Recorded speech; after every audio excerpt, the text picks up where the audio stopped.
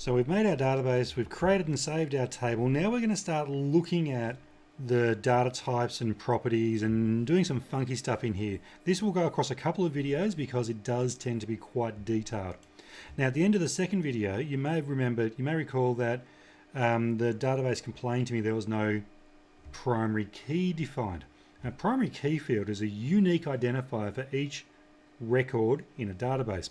We're going to turn this ID field into a primary key field, and the way we do that is we right click on the ID field, primary key. We could also use the primary key button right there, and we'll change the data type to auto number. Now auto number means it will automatically generate and increment a number for me. So as I'm adding data into my database, my ID field is handled automatically. You may not want to use an auto number for an ID field. You might want it to be a numeric field, but one that you enter for yourself. An example of a numeric primary key field that we would use would be our tax file number. Your tax file number is unique. Nobody else has it. But you wouldn't want that to be an auto number. You'd want that to be a large integer. You might decide an email address will be your primary key field because every email address is unique. Again, you keep that to being a text field. Just change some properties.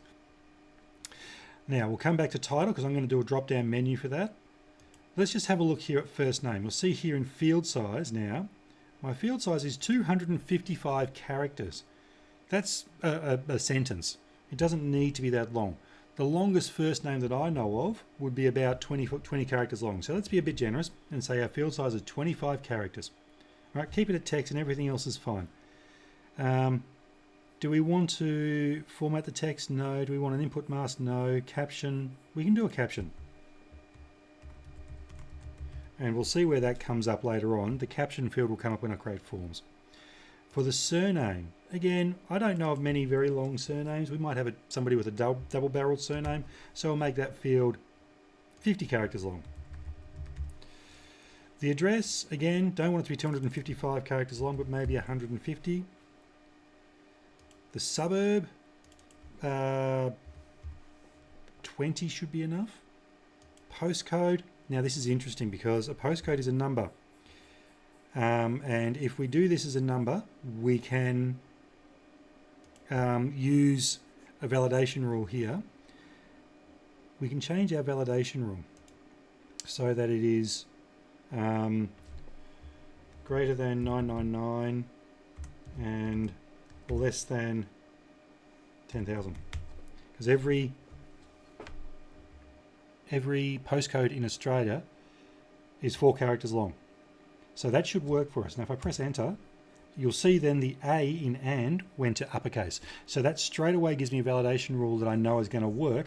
It means that I must have minimum value of 1000, and a maximum value of 9999, which is exactly what I want, a 4-digit number. Perfect. Let's see now.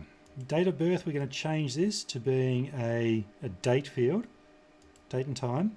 And we want to change our format, and we can pull down the format here to be a short date field. Notice all the other options, but a short date tells me the day I was born, which is exactly what I want. And lastly for this video, the email address. Email addresses follow a validation rule. Every email address contains a number of characters, an @ symbol, and the number of characters. So it must be within that range of someone at somewhere. Just to look at this, the stars are wildcards. A star replaces any number of characters, 0 or more characters in this case, which means that my email address must follow that rule. And again, I might change the size down to 120 because it's unlikely to get longer than that. You'll also notice when I clicked away from my validation rule, it put the like star.star out. That means that the validation rule has worked. Once again, I'm going to save that, and I'm going to stop this video and start the next one looking at how we can do a drop-down menu for the title and the the input masks for the home and mobile phones. So that's the end of this video. We'll start the next one looking at those.